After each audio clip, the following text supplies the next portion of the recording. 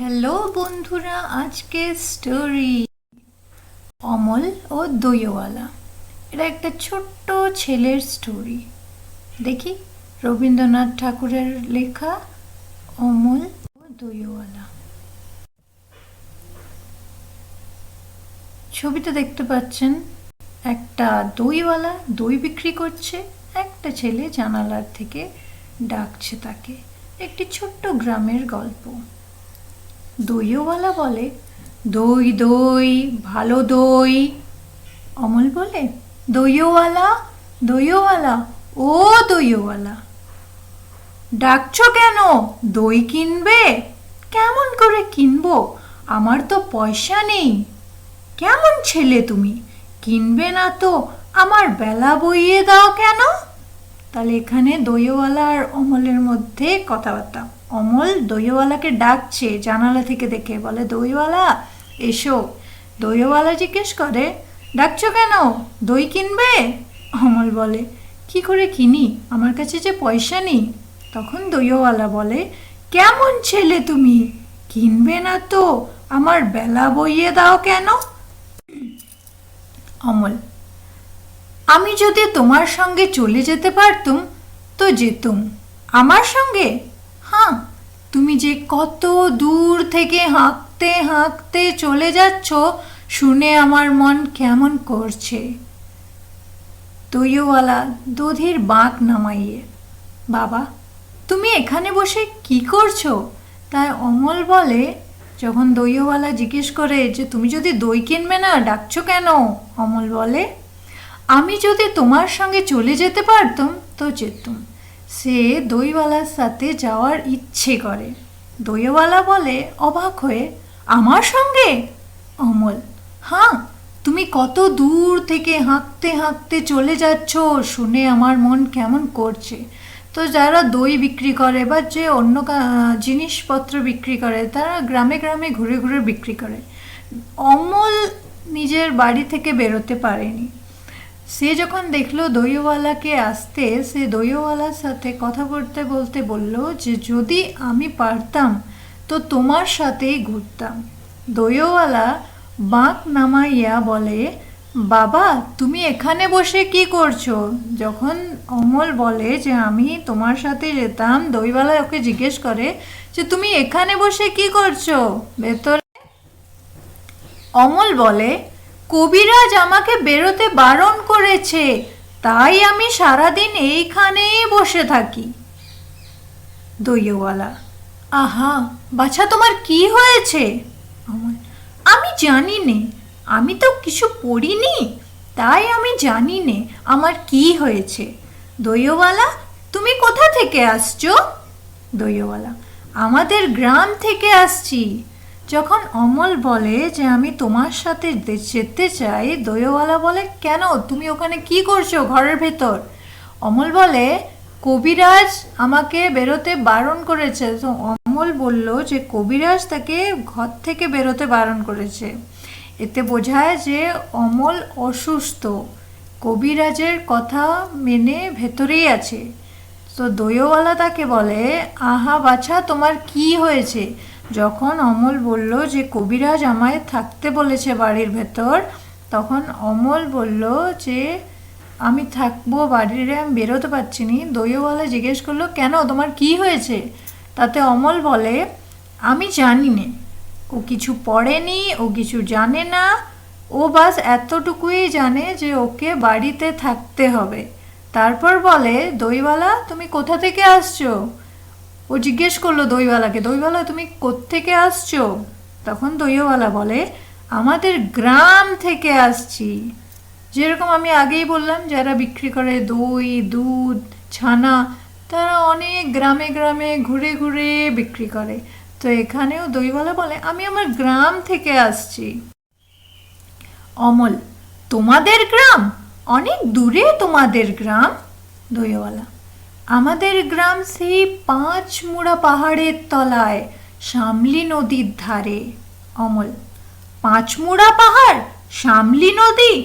কি জানি, হয়তো তোমাদের গ্রাম দেখেছি, কবে সে আমার মনে পড়ে না। দইওয়ালা, তুমি দেখেছো? পাহাড়তলায় কোনোদিন গিয়েছিলে নাকি?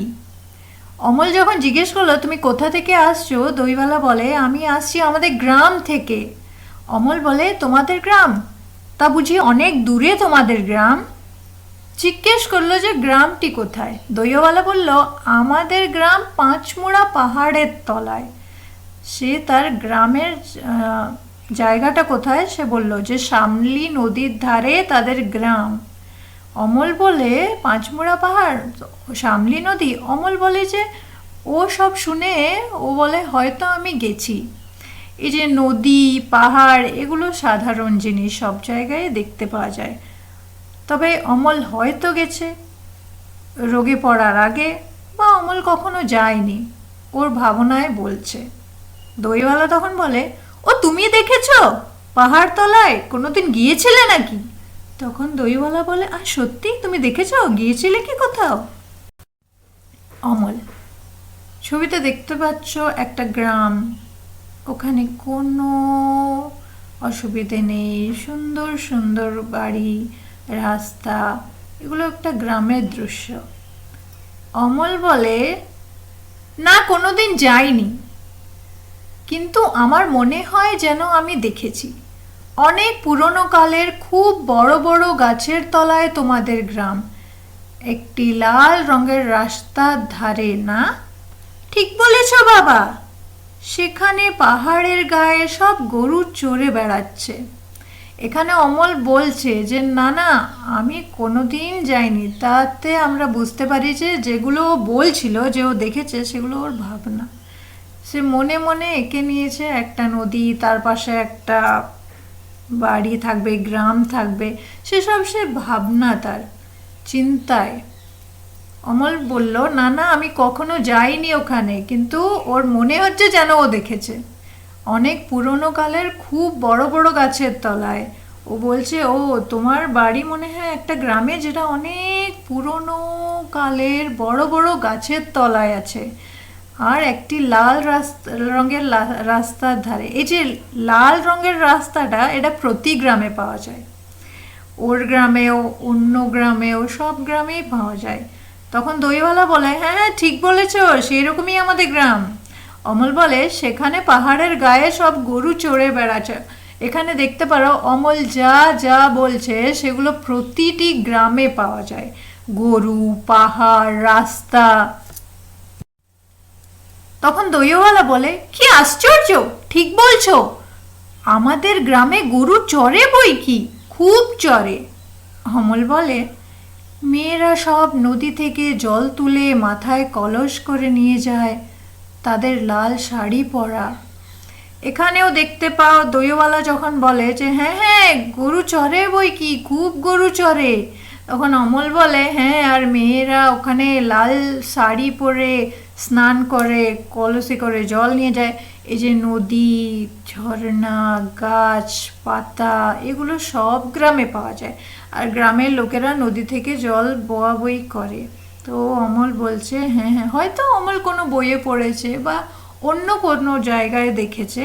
তো বলছে হ্যাঁ হ্যাঁ লাল শাড়ি পরা মেয়েরা জল নিয়ে যায়। দইওয়ালা বলে বাহ বাহ ঠিক কথা, আমাদের সব গয়লাপাড়ার মেয়েরা নদী থেকে জল তুলে নিয়ে যায়, তবে কিনা তারা সবাই যে লাল শাড়ি পরে তা নয়।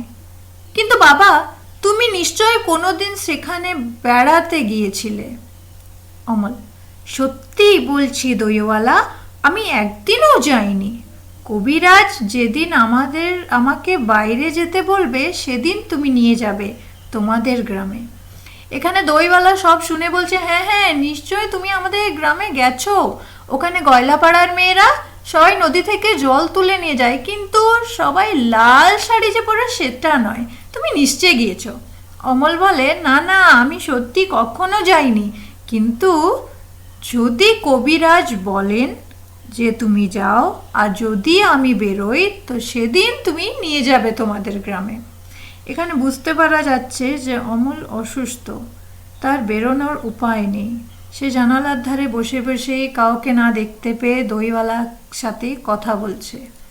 দইওয়ালাটিও ভালো ভেবে অমলের সাথে তার কথাগুলোর সব উত্তর দিয়ে যাচ্ছে, আবার বলছেও তার সাথে কথা। দইওয়ালা, যাবো বই কি বাবা, খুব নিয়ে যাব। যখন অমল বলে আমি যখন ঠিক হয়ে যাব আমাকে তোমাদের গ্রামে নিয়ে যাবে, অমল বলে হ্যাঁ হ্যাঁ যাবো বই কি, খুব নিয়ে যাব। অমল, আমাকে তোমার মতো ওই রকম দই বেচতে শিখিয়ে দিও, ওই রকম বাঁক কাঁধে নিয়ে, ওই রকম খুব দূরের রাস্তা দিয়ে। দইওয়ালা, মরে যাই, দই বেচতে যাবে কেন বাবা, এত অত পুঁথি পড়ে তুমি পণ্ডিত হয়ে উঠবে। অমল বলে, দইওয়ালা আমি যখন সুস্থ হয়ে বেরোবো তোমার গ্রামে যাব, তুমি আমাকে এই বাঁকে করে দই বেচতে শিখিয়ে দিও। তখন দইওয়ালা আশ্চর্য হয়ে বলে, হায় হায় বাবা, তুমি দই বেচবে কেন, বই টই পড়ে তুমি ভালো মানুষ হয়ে উঠবে, তুমি পণ্ডিত হয়ে উঠবে। এখানে আমরা দেখছি অমলের ইচ্ছেগুলো, ও ঘুরতে চায়, বেড়াতে চায়, বাইরে যেতে চায়, আর অনেক কিছু দেখতে চায়। দইওয়ালাকে বলে আমাকে শিখিয়ে দেবে, এটা কেমন করে করতে হয়, সেটা কেমন করে করতে হয়। দইওয়ালা বলে না না, তুমি পড়বে, তুমি পণ্ডিত হবে। অমল, না না, আমি কখনো পণ্ডিত হব না, আমি তোমাদের রাঙা রাস্তার ধারে তোমাদের বুড়ো বটের তলায় গয়লাপাড়া থেকে দই নিয়ে এসে দূরে দূরে গ্রামে গ্রামে বেচে বেচে বেড়াবো। কীরকম করে তুমি বলো, দই দই দই, ভালো দই, আমাকে সুরটা শিখিয়ে দাও। অমল বলে, না না না না, আমি পণ্ডিত হব না, আমি ওই তোমাদের গ্রামে যাব, সেই লাল রাস্তা, সেই শামলি নদী, মেয়েরা গয়লাপাড়ার জল নিয়ে যায় রাঙা শাড়ি পরে, আমি ওখানেই যাব। আর হ্যাঁ, তুমি কি সুন্দর ডাকো, দই দই দই, ভালো দই, আমি ওরকমই ডাকবো, তুমি আমাকে সুরটা শিখিয়ে দাও। অমলের ইচ্ছে দইওয়ালার মতো, অমল একটি ছোট বাচ্চা, সে যা দেখে সেটাই তার ভালো লাগে। সে বলছে, দইওয়ালা আমাকে সেই সুরটা শিখিয়ে দাও, আমি শিখবো। আমরা অনেকবারই দেখেছি যারা চা বিক্রি করে তাদের একটা সুর আছে, জানো, চায় চায় চায়, সেরকম দইওয়ালারও একটি সুর আছে, আর অমল সেটা শিখতে চায়। তখন দইওয়ালা বলে, হায় পোড়া কপাল, এ সুরও কি শেখবার সুর। দইওয়ালা আশ্চর্য হয়ে বলে, হায় হায়, এটা শিখতে চাও তুমি, আর এটাও আবার সুর নাকি। অমল এখানে নিজের ইচ্ছে বলছে, দইওয়ালা আশ্চর্য হচ্ছে শুনে। হয়তো কেউ এখনো আজ পর্যন্ত ওকে এরকম কিছু কথা বলেনি, আর নিশ্চয় সেও অমলের প্রতি একটা ভালোবাসা এনেছে। অমল বলে, না না, ও আমার শুনতে খুব ভালো লাগে, আকাশের খুব শেষ থেকে যেমন পাখির ডাক শুনলে মন উদাস হয়ে যায়, তেমনি ওই রাস্তার মোড় থেকে ওই গাছের সারাদিন মধ্যে দিয়ে যখন তোমার ডাক আসছিল, আমার মনে হচ্ছিল, কি জানি কি মনে হচ্ছিল। অমল বলে, না না না না, আমি সুরটা শিখবই, তুমি যখন ডেকে ডেকে আসছিলে আমার কত ভালোই যে লাগছিল, আর মনে হচ্ছিল যেন কি একটা মনে হচ্ছিল। দইওয়ালা বলে, বাবা একবার দই তুমি খাও। দইওয়ালা তখন অনেক আদরে অমলকে বলে, বাবা ঠিক আছে, তুমি একবার দই খাও। অমল বলল, আমার তো পয়সা নেই। যদি তোমাদের মনে থাকে, একেবারে যখন গল্পটি আরম্ভ হয়, দইওয়ালাকে অমল ডাকে, তখন দইওয়ালা বলে দই নেবে, আর অমল বলে না, পয়সা নেই। এখানে দইওয়ালা দই দিতে চাইছে, আর অমল বলছে না না, আমার পয়সা নেই। এখানে দইওয়ালা বলে, না না না না, পয়সার কথা বলো না, তুমি আমার এই দইটুকু খেলে আমি কত খুশি হব। আগে দইওয়ালা পয়সা চাইতো, অমলের কাছে ছিল না, এখন দইওয়ালা দিতে চায়, অমলের কাছে পয়সা নেই। আগে দইওয়ালা যখন অমলের সাথে এত কথাবার্তা বলেনি, তখন তার নিয়ে কোনো মায়া ছিল না। এখন দইওয়ালা অমলকে খুব ভালোবেসে ফেলেছে, আর বলে, না না, আর টাকা লাগবে না। অমল, তোমার কি অনেক দেরি হয়ে গেল? এখন অনেকক্ষণ কথা বলার পরে অমল বলে, তোমার কি অনেক দেরি হয়ে গেল? তখন দইওয়ালা বলে, কিচ্ছু দেরি হয়নি বাবা, আমার কোনো লোকসান হয়নি। দই বেচতে যে কত সুখ সে তোমার কাছে শিখে নিলুম। যখন অমল বলল যে অনেকক্ষণ থেকে তো এখানে আছো, তোমার নিশ্চয়ই দেরি হয়েছে, তখন দইওয়ালা বলে না না, আমার কিছু লোকসান হয়নি, কোনো জিনিসের ক্ষতি হয়নি আমার, কিন্তু আজকে আমি বুঝতে পারলাম যে দই বেচে কত সুখ। অমলের সাথে কথা বলে দইওয়ালা দেখলো যে অমল ভেতরে আছে, একটা ঘরের ভেতরে জানালা দিয়ে কথা বলছে। ওর অনেক কষ্ট হচ্ছে, জীবনে কতই কষ্ট আছে। দইওয়ালা নিজের কষ্ট দেখে তার কষ্টর সাথে যখন মেলান করলো, বুঝতে পারলো যে কষ্টটা তার কিছুই নয়, আর সে দই বিক্রি করে কোনো ছোট কাজ করছে না, সে অনেক সুখে থাকতে পারে। এটাই ছিল গল্প দইওয়ালার অমলের। ভালো লাগলে লাইক করুন।